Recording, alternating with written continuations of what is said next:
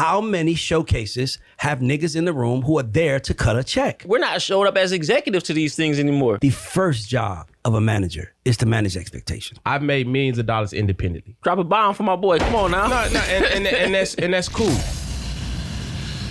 All right, so listen. Does the first week numbers determine if an album is good or not? And I can tell you exactly a perfect example of this.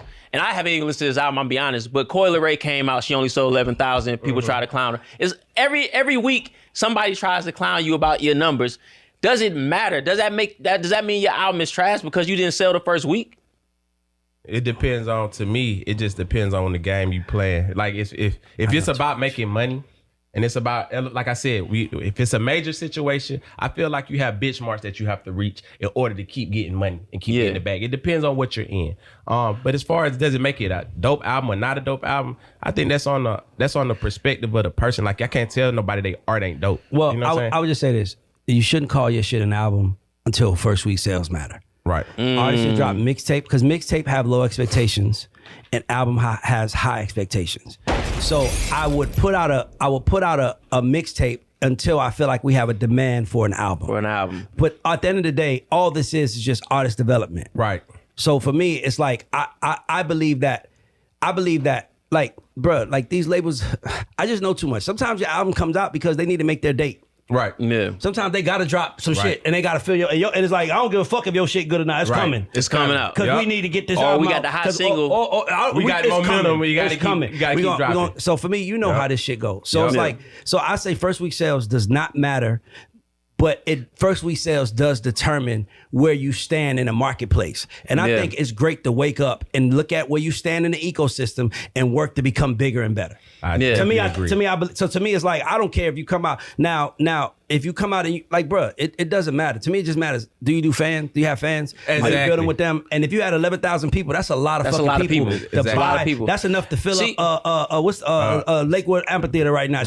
It's singing word for word. That's a lot. So for me, it's like, it's development. Yeah, what the internet has to understand is Coi Leray ain't even been hot 12 months. So you're talking about an artist that's less than a year old. Why are we worried about her album sales? By the way, I think she's gonna be one of the biggest artists in the world in the next 5 years. Yeah, so we talking about a baby artist. We shouldn't be worried about her album sales. If you care about if you care about Coi Leray, support Coi Leray. You know what I mean? But don't be sitting here worried about her album sales. I'm gonna tell you the biggest mistake I made, and I really do believe this. The biggest mistake I made with K-Camp. When we put out our first album, we did 30,000 the first week. Okay. And that crushed me. Like I'm talking about, it killed my spirit. Yeah. Like that was you thought it was gonna be bigger. That was the beginning of the downfall of me and his relationship. Really? Wow. Yeah. When the album sale numbers was the beginning of the downfall. How? Because it crushes. Because we thought kills your you ride got to understand. Like we 3 platinum singles in a row at this point. You know what I mean? We got the biggest song in the country. We're comfortable at this point. How are we only selling 30 when we looking at our peers and they selling 100,000 first week? Because you got the artists that sell singles. But here's the mistake that I made, was even taking that to heart. That same album is almost gold right now. It's like I have 480. I think this year it'll cross over gold. You see what I'm saying? So it's like, that shit, you can never take that type of shit to heart. It's like you said, it's development. You have to grow. Exactly. I feel like, and I rock with K-Camp. So let me preface I think at the time, it's about developing the artist. You feel me? And we say artist development, we saying the same thing. I just feel like he wasn't a big enough star as an artist. You know what I'm saying? And at that point. And I feel like his songs were bigger. And I want to say something. They were. This is where I would say to you, I'm pretty sure you know this already. The first job of a manager is to manage expectations. Exactly. Because if you going out there, you're gonna do 80 and you do 40, he pissed at you. But managing expectations, saying, let's do 20.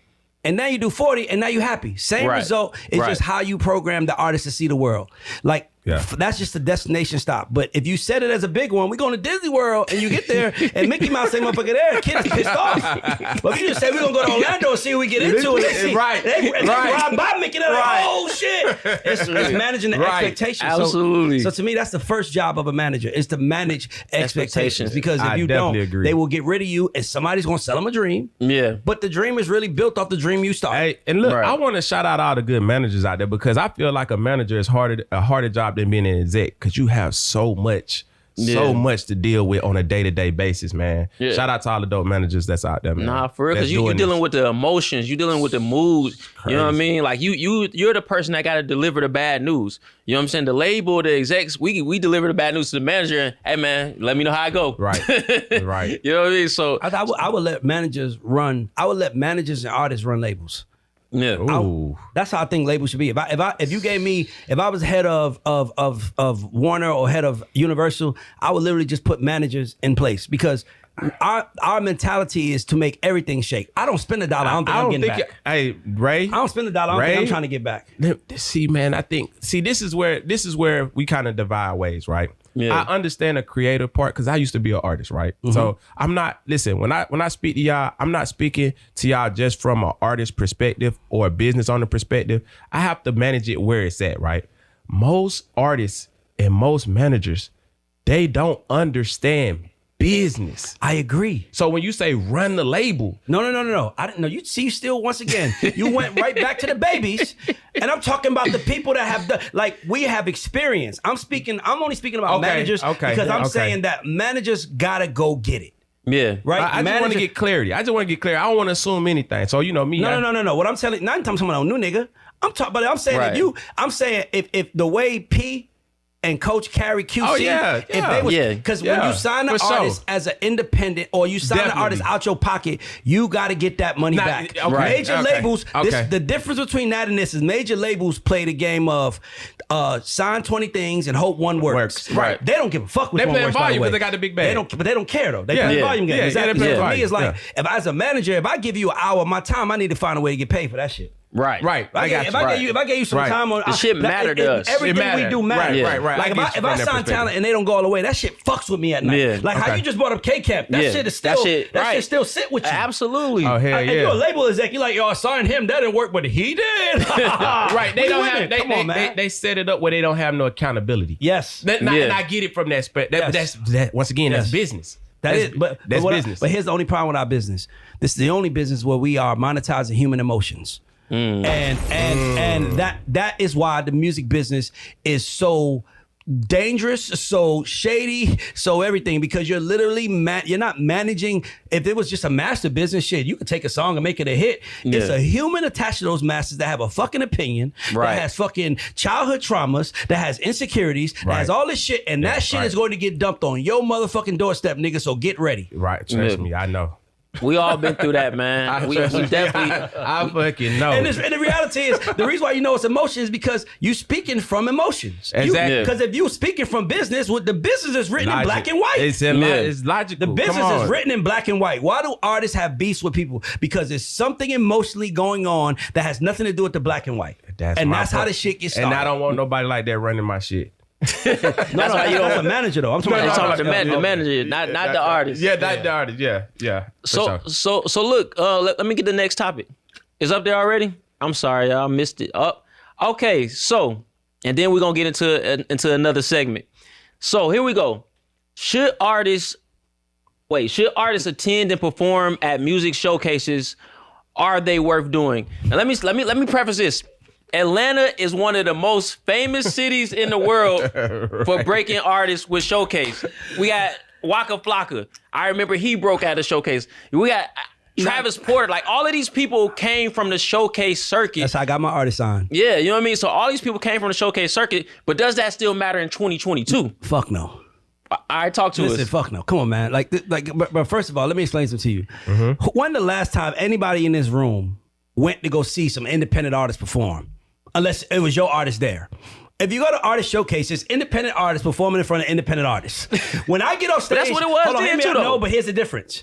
When I got off stage, we came up together. So when Rock City is performing against Janelle Monáe and B.O.B. and all these people like Willie Joe, we was coming up together. So we was the best of the best. And we were all performing with the idea of getting signed.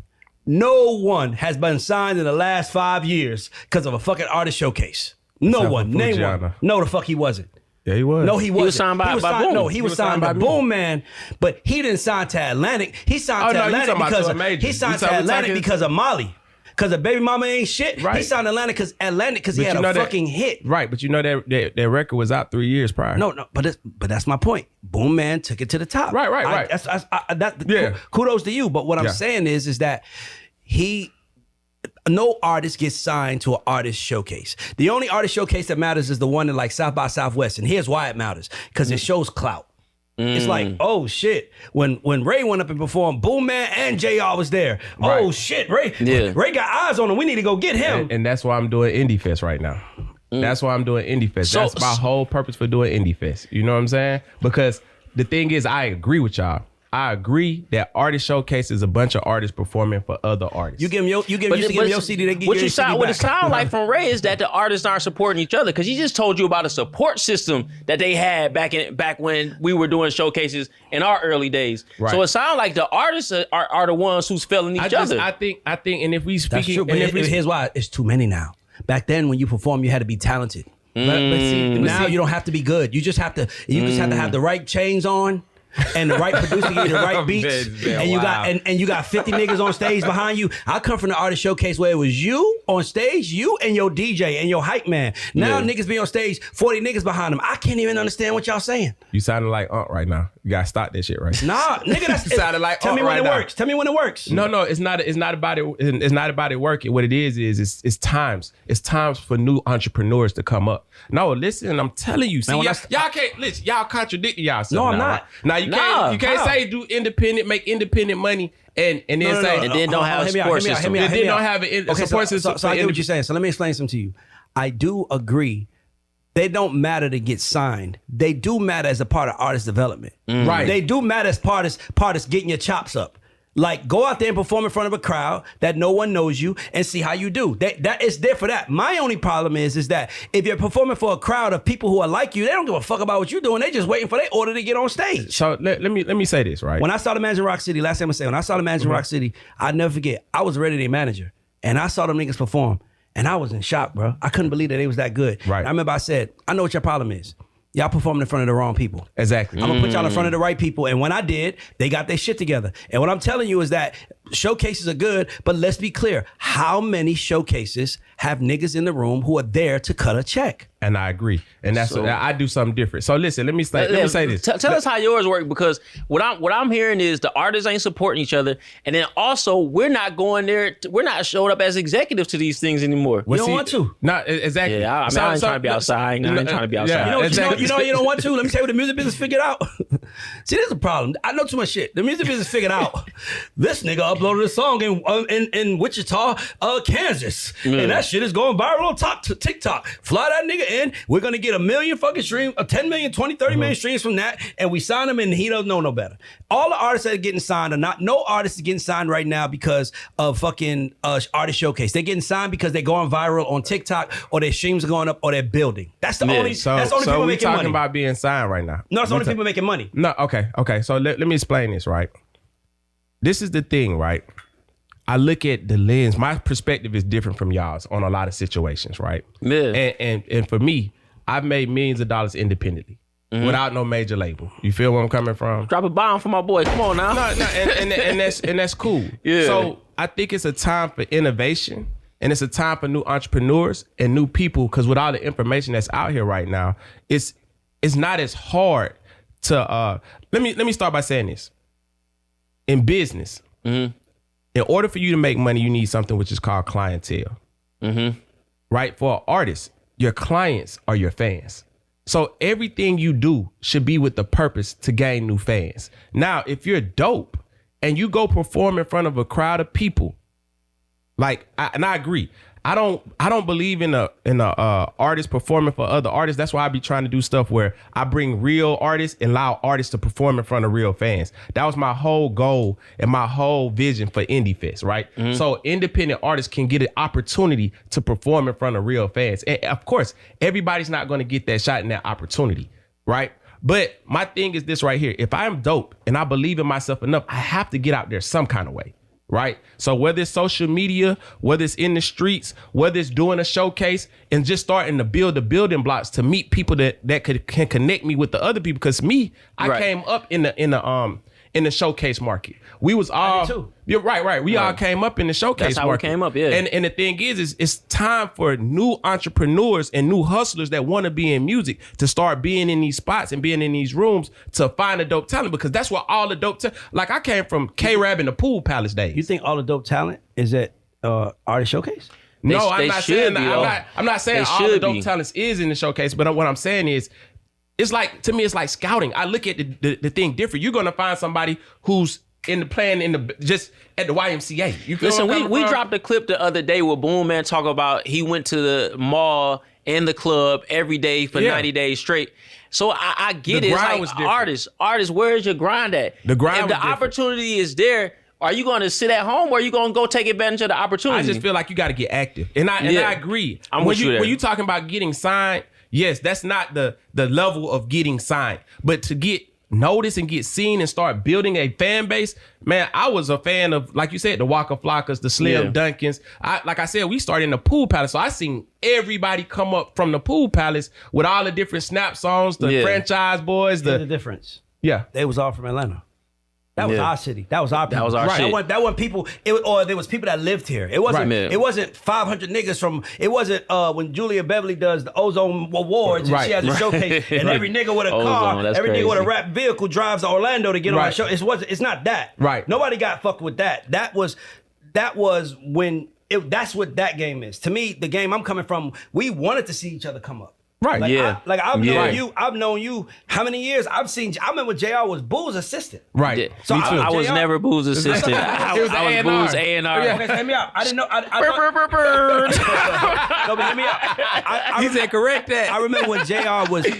Well, how about this? Yeah, I was Boo's A&R. I about to say you was doing A&R work. Was it Amber the assistant? Amber was doing assistant. A&R work, but Boo carries everything. Like, they work for me. Absolutely. Absolutely. The shit I don't want to give it to him. So that's what I meant. Like, I saw you come up and become your own man. Right. Thank you, so my what I'm brother. telling you is that's what this shit is about. Seeing people come up, becoming their own man. That's what this shit is about. And right now, the problem is that there are too many people, and the artists that are really working are the artists that know how to turn their motherfucking phone on, right, and talk to an audience, and that audience talk back. Not artists that know how to go to a showcase with gold chains on and all this shit on and rap about some bullshit. Those artists don't work. Well, tell me I'm lying. I can't say that. I feel like this is. In the last 5 years? I'm not disagreeing with you. I'm not disagreeing with you. I just look at stuff differently, right? I feel like when everybody's going right, I should go left. You know what I'm saying? Like, I feel like when stuff is saturated, let me find the place that's not saturated. And once again, like I said, I found Fujiano through a showcase. You feel me? He did a demo review, he did a live review, he did a consultation, he did a showcase. I seen his performance. He won my live review. He won my, he did good in the concert. He had a hit. Yeah, he had a hit. But that's the game. But there's more artists out there with hits, but will they show up is the question. Will they take advantage of the opportunity? I'm being honest with you. He had hits. He had a hit. Yeah, he had Trapper and he had Molly. Well, I'm saying Molly was the hit though. No, yeah, it was. Because mind you, I tried when I was working at a company, I played Molly when I had 4,000 views on YouTube. Like, this shit hard. They was like, it ain't working yet. I thought it was a hit. It was a hit. He had a hit. Yeah, he had a hit. Yeah. Okay. But the thing is, the hit was found through the showcase. You feel where I'm coming from? If you would have never performed at my showcase, we wouldn't be having this conversation. Can I give you some advice? Go ahead. You better off going live and letting artists perform for you, and hopefully that shit goes from their viral. House. They do. No. That's a great I'm saying you're better off. You have a better chance of artists going live with you, performing some crazy shit on the phone right now. Because guess what? Everybody got a phone. If I gotta get in my car, park, wait in line, go into a showcase, it might be harder to discover. For you though, I'm talking about Boom, you. Right. If everybody's trying to get at you, all you gotta do is put the fucking camera on and let niggas go crazy and watch what happens. So this is the thing, right? This is the thing. I don't disagree with y'all. And I feel like a lot of this stuff is perspective until it's done. Somebody has to do something. The norm, no. You know what I mean? No. But I feel like when we're talking to these independent artists, I don't like to kill nobody's dream. You feel me? Yeah. I don't want to kill a dream. That's why a lot of stuff sounds like, it sounds kind of back and forth. But my thing is this right here. Artists don't get the opportunity to perform like that. They don't. And a lot of artists' dreams, they want to perform and they want to be able to be seen in front of other people. They want their experience. That's why artists would do showcases, you know what I'm saying, before they spend money in marketing. And that's stupid as fuck. It is. That's dumb. No, it is. Okay. It is. Like, listen, I totally agree with you. Yeah, okay. But you got to understand what their passion is and what they want. They want to be a star. They want to be able to be the money bag yos and sell out and have everybody singing their song word for word. And what I'm telling them is that you can't want to be a star. Either you are or you aren't. Damn, you can grow into one. No. You are, you aren't. Now, I like to compare it to the yellow brick road. You know, like everybody on we all Wizards of Oz at some point. Motherfuckers on the yellow brick road to meet us. But the reality is it took them to have courage, heart, and the brain to get to us. Right. So at that moment, you already did the fucking part. Now I can take you further. Right. I can guide you further. But the reality is that I'm not going to nobody's house saying, man, why don't you rap? Man, why don't you let me put you in the studio or let me do this for you? Why don't you let me do that? I'm not doing that. Right. And the reason why I'm not doing that, and the reason why none of us are doing that, because we understand that the fucking artists that we want to work with gonna have to meet us on the yellow brick road. That nigga gonna have to be walking, nigga. You gonna have to be working. You ain't knocking on your door telling you come out. You gotta be working. You gotta be doing something for me to see you and spot you. And that's the truth. Right. Yeah. I agree. They gotta be some real hustlers. But the reason why I'm saying that is because I just want to. Artists need to be real hustlers. Like me, I feel like you don't leave no tea. You want it, man, go get it. You feel me? I feel like do whatever you need to do because you never know who you're gonna bump into.